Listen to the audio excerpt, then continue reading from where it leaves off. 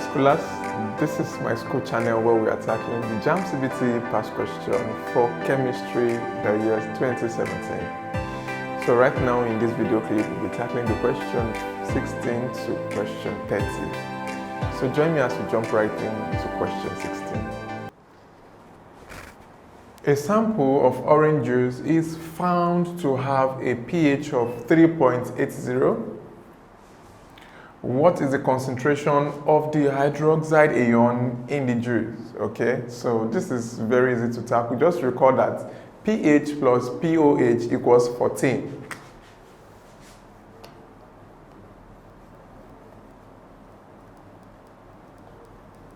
So we have the pH from the question, we have it as 3.80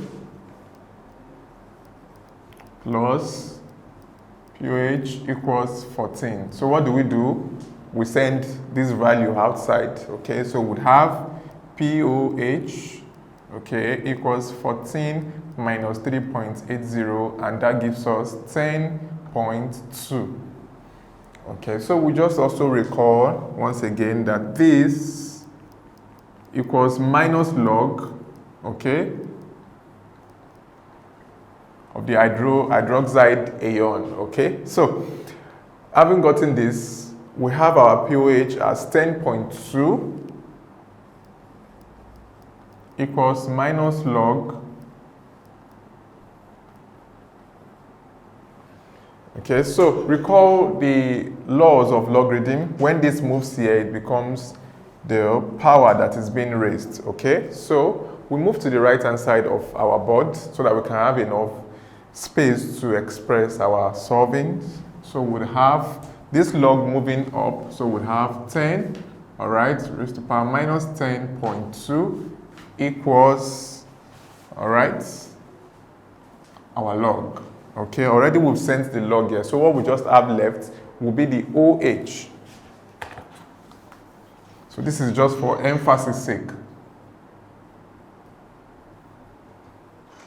So all right, we found that this log that was written here has been sent here to become the 10, okay, that is raised to the power of minus 10.2. So when we evaluate this, what we'll have is 6.309 and whatever. So basically we just have that 6.3 times 10 raised to power minus 11 equals this. So the hydroxide ion, okay, the concentration in the juice is 6.3 times 10 raised to power minus 11. So let's go back to our screen and confirm our answer. So we'd see that option B is the correct option. Question 17. Incomplete oxidation of ethanol yields what? Okay, so just remember that primary alkanols are being oxidized to alkanals and carboxylic acid. Secondary alkanols are being oxidized to alkanones, while tertiary alkanones are just out of it. Okay, so we have oxidation of ethanol when it is an incomplete oxidation. So at first, warming it with potassium heptaoxide dichromate 6 will give you an ethanol, okay, which has the molecular formula of CH3CHO. Then further oxidation will now give you ethanoic acid, a carboxylic acid. So the correct option here is option D for ethanol. Question 18. The salt formed from a weak acid and a strong base hydrolyzes in water to form what? Okay, so the neutralization reaction between a strong base and a weak acid will give you a solution whose pH is greater than 7. So that implies an alkaline solution. So option D is very correct. Number 19. The ideal gas laws and equations are true for all gases at what? Okay, so we just know that this is very true for all gases in the condition where there is low pressure and high temperature. You can also confirm this when you check through the subheading of deviation from gas laws in your modern chemistry page 88 to be precise. So the correct option here is low pressure and high temperature, option D. Please remember that you can get any of the Myschool tools which has been made readily available for your download and usage. All you just have to do, you click on the link in the description below. It takes you onto the Myschool website where there is enough information for you on how you can get the Myschool mobile app or purchase the Myschool software. So let's tackle question 20. When delta H is negative, a reaction is said to be what? Okay, the reaction is said to be exothermic. Heat is released to the surrounding. So the correct option here is option B. Please don't forget that you just have to hit the like button, click on the subscribe button and tap on bell notifications so you can get informed as soon as the next clip is being uploaded. Question 21, we have the atomic weight, the atomic number of radium, okay, and that gives us this for radon, okay. So we have the atomic weight, which is unknown, and we have the atomic number, then we have alpha particles. So in this kind of equation, the alpha particle, we can clearly say that it is an helium particle, and remember that the atomic weight of helium is 4. All right, and the atomic number of helium is 2. So whatever we add up here should give us what we have here, and whatever we add up in the atomic numbers should give us this. So if we look at it, 86 plus 2 gives us 88. So 4 plus what will give us 226. That should be 4 plus 222.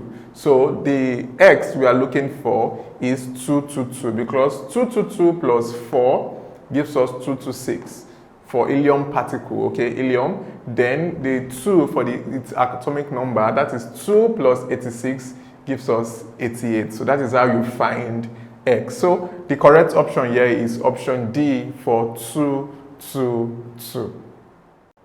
So we are about to tackle question 22. The shape of ammonia molecules is what? Okay, it's actually trigonal pyramidal shape. This is due to the large repulsive force exerted by the lone pairs, okay, within the structure of ammonia. Okay, when we talk about tetrahedral shape, you can refer to methane, CH4, square planar, you can talk about xenon tetrafluoride. Okay, so the correct option here is option A.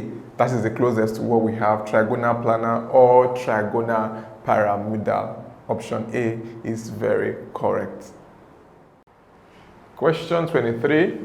The mass of silver deposited when a current of 10 amperes is passed through a solution of silver salt for 4,830 seconds is what? Okay, given silver as 108 and 1 Faraday as 96,500. So this is very easy to tackle, like we all agree. Okay, remember that because the current times time, okay? All right, so we have the current of 10 amperes times the time given in seconds, 4,830. By the time we multiply, we would have 48,300. All right, so I'm not bothering ourselves with the unit. We are not bothering ourselves with the unit, rather. Okay, so we have 48,300. So we know that the valency of silver is just 1. So you just recall that 1 Faraday, okay, would discharge 1 mole of silver, and 1 Faraday is 96,500 would discharge 108 gram of silver, isn't it? Therefore, 48,300 coulombs would discharge what? We don't know. That is what the question requires of us. So what do? We cross multiply. So we would have x times 96,500 equals 48,300 times 108. Okay, dividing both sides by 96,500.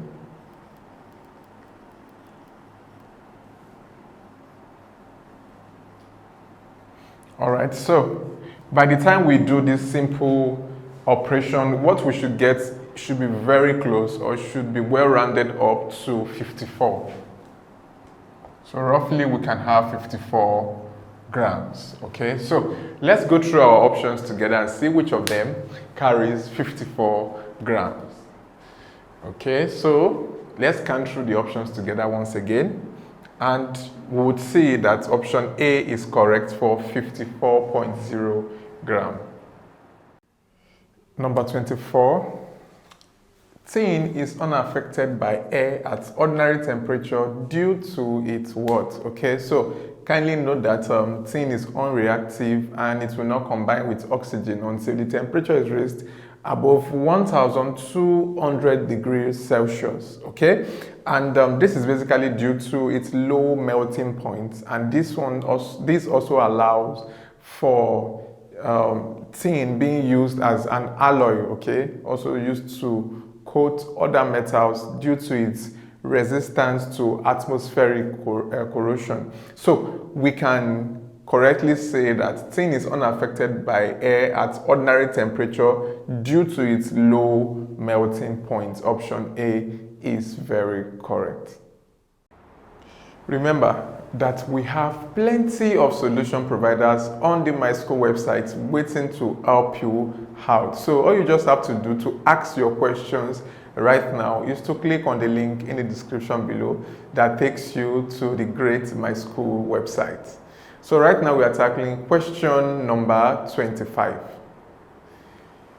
Calculate the amount in moles of silver deposited when 9,650 coulombs of electricity is passed through a solution of silver salts, given that 1 Faraday equals to 96,500 or 96,500. This is very easy to tackle. Recall that the valency of silver is just 1, so we know that 96,500 will deposit 1 mole, isn't it, of silver, and that is 108 gram. Okay, therefore 9650 coulombs quantity of electricity would deposit X. So by the time we multiply, we would have X times 96,500 equals 108 times 9650. Okay, 9,650.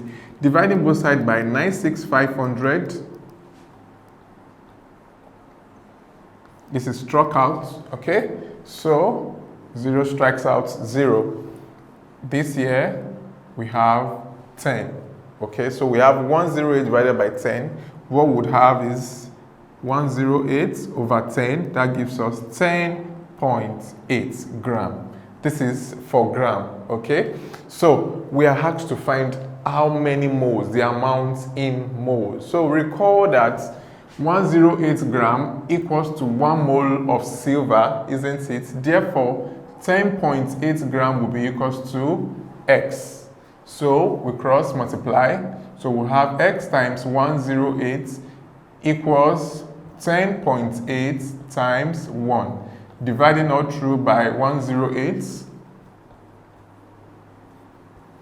Okay?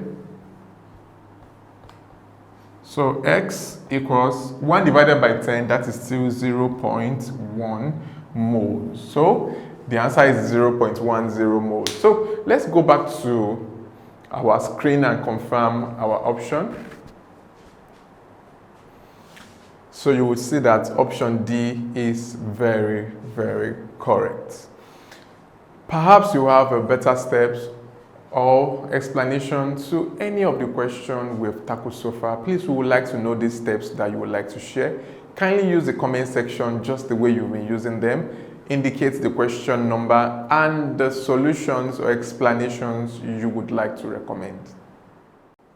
Question 26. The reaction of halogens with alkanes in the presence of sunlight is an example of what? Okay, so typically here we can consider methane, okay, methane with an halogen, probably chlorine, okay. This is actually well catalyzed by ultraviolet light or sunlight, okay, just like we have in this question. And this is typically about replacing the hydrogen atom with chlorine, okay. And the hydrogen given off is not going out as a free gas, but actually it combines with chlorine as hydrochloric, okay. So Here, this is a replacement or displacement reaction that we can refer to as substitution reaction, and this is characteristic of all saturated compounds. So we should also note that other alkanes too, they are inert and they don't undergo any other reaction apart from combustion reaction and substitution reaction. So the correct option to the question we have here is option D,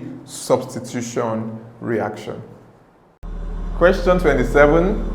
The enzyme used in the hydrolysis of starch to dextrin and maltose is what? Okay, so just recall or just note that the hydrolysis of starch can be done by using dilute acid or using amylase. Okay, the form of amylase present in malt. Okay, malt is a partially germinated barley. Okay, so the form of amylase present in malt is actually referred to as diastase. That is the enzyme there. Okay, so going back to the context of the options provided to us, the most viable option to this question is amylase. Okay, the enzyme used in the hydrolysis of starch to give you dextrin and maltose is amylase. Option B is very correct.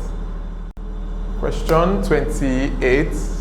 The alkyl group is represented by the general formula of what? Okay, remember that you have an alkyl group when you remove an hydrogen atom from an alkane. Okay, so that will make CnH2n plus 1. Okay, so that makes option C very correct. Question 29. What is the change in the oxidation number of copper in the reaction, okay, from the reactant side to the product side? So just take note of this. The oxidation number of an uncombined element is 0. So already here, copper here is uncombined, so it is readily 0. So we are going to find what is the oxidation number here. So we have Cu2S, okay, copper sulfide. So join me as we go to our workboard.